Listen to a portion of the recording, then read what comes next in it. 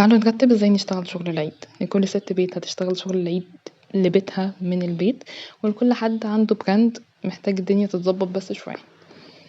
احنا بنجمع اوردراتنا او بجمع الكمية اللي انا هعملها، بكتب كل صنف لوحده، يعني الدقيق لوحده والزبدة لوحدها والسمنة لوحدها، حتى الحاجات الصغننة الحوايج والسمسم والحاجات دي، طبعا شوكولاتة نوتيلا، الحاجات الحشوات اللي احنا هنشتغل بيها. كتبت كل ده في ورقة وحسبت انا محتاجة منهم كل حاجة، كل بند من دول انا محتاج منه قد ايه. باجي خلاص جبت طلباتي كلها، رجعت بقى هبتدي انظمها عشان ما هقدرش حاجة منهم او حاجة منهم تبوظ. بقطع الزبدة مربعات قد عقلتين صباعك وبحطهم في علبة قابلة للغلق كويس، وبقفلها واحطها في التلاجة. باجي للحشوات، العجوة والملبن بتوع الكحك. العجوة انا بعجنها بسمنة، برش عليها رشة سمسم كده بسيطة، وبعجنها كده كويس واتأكد انها تمام كله اختلط. بعمل كور صغنونة على قد الحشو بتاعي واشيلهم في علبة في التلاجة. الملبن كور من غير اي اضافات في التلاجة برضه. ليلة ما هعمل الكحك بطلعهم من التلاجة.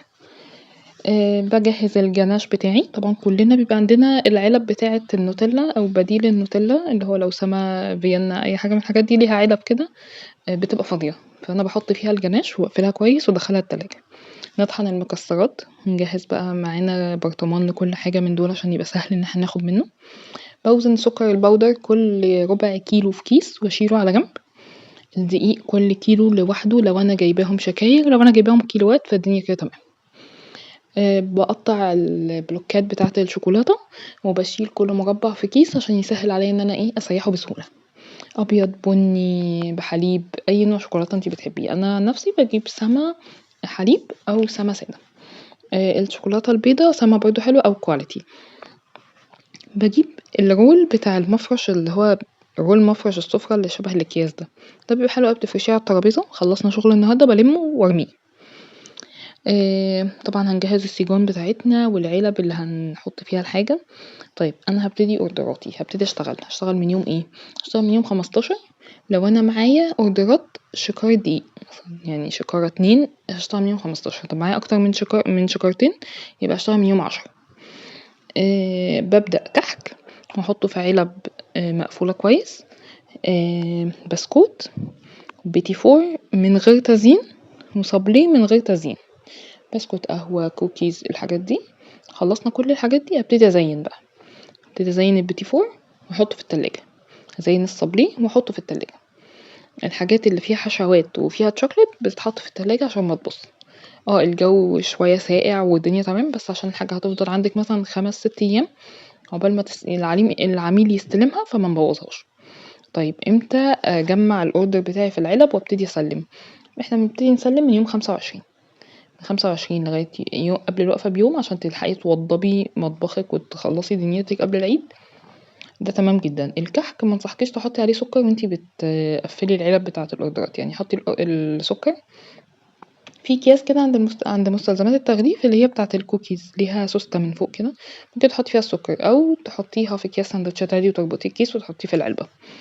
لان مش كل الناس بتحب الكحك بسكر، فيعني يبقى الدنيا تمام.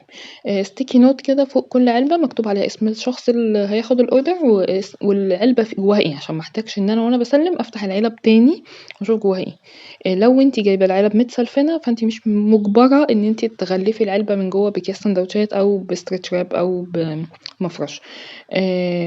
لكن لو بتشتغلي في علب اللي هي كرتون من جوه او اللي هي فضي من بره دي، لازم تبطنيها من جوه بكيس سندوتشات او اللي هو اكياس تلاجة، بتفتحيه من تحت وتفرديه، او بتشتري رول سلوفان. ده بيبقى سهل، مش استرتش بتاع المطبخ، لا هو رول سلوفان كده بيبقى تقريبا بيبقى متقطع اصلا 30 في 40، فممكن تفرديه وتحطيه وبعد كده تقفلي من فوق. الصابليه والبيتي فور انا بحب اجيب لهم اللي هو الورق بتاع الكاساتا اللي هو زي الكب كيك الصغنن خالص، بيبقى شكله حلو والشخص اللي هيمسكها يمسكها بيها مش هتغرقه شوكولاتة ولا هتبهدل الدنيا. الحشوات بتاعة الصابليه كتير بصراحة، فلا يعني افترض تاخدي من العميل مثلا 4 حشوات هو بيحبهم عشان تعرفي تحشيه كويس. نوتيلا بقى نوتيلا لوحدها او نوتيلا مخلوطة باوريو، نوتيلا مخلوطة بفيوتن، نوتيلا مخلوطة بمكسرات، لوتس، كراميل مخلوط بسوداني، اللي هو الحشوة بتاعة السنيكرز، جنش، ممكن تعمليها نوتيلا بيضة بجوز هند، رافائيل، حاجات كتير بصراحة يعني. الحشوات هسيبها لكم مكتوبة تحت في الكومنتات وصورها. الحاجات دي كلها لازم تكوني مجهزاها قبل الشغل علشان ما تضيعيش وقت على الفاضي. الموضوع سهل وبسيط، متقلقيش خالص، الدنيا تمام. وطول ما انتي مرتبة دنيتك وورقة وقلم كده خلاص هتخلصي الموسم بشكل كويس جدا. الوصفات للناس اللي سألتني عليها: كحك والبسكوت البيتي فور والصابلي والكوكيز البسكوت القهوة والكوكيز العبد موجودين على القناة وموجودين على الصفحة. هعمل لكم بيهم تاني، هنزلهم تاني، وطبعا لو صورت جديد هنزله. اتمنى يكون الفيديو عجبكم. باي باي.